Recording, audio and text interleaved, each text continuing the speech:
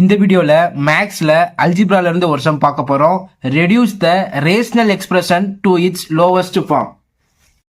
x minus 3 divided by x square minus 9 கொடுத்துருக்காங்க.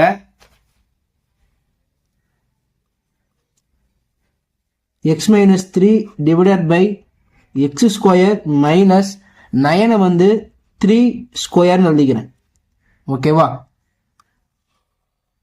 Formula a square minus b square equal to a plus b a minus b அப்படின்னு எழுதலாம். ஓகேவா?